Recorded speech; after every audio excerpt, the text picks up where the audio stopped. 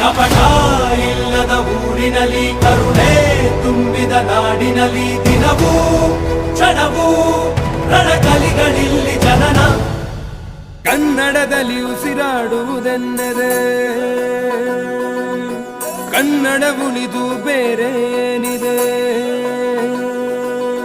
ತಿರುಗೋ ಭೂಮಿಗೆ ಗೊತ್ತು ಕನ್ನಡಕ್ಕಿರುವ ಗತ್ತು. ಕ್ರಾಂತಿಗೆ ತಿಲಕವನಿಟ್ಟ ನಾಡು ನನ್ನದು. ತಾಯಿಯ ಕೂಗಿಗೆ ಬಂದನು ಇಲ್ಲಿಗೆ.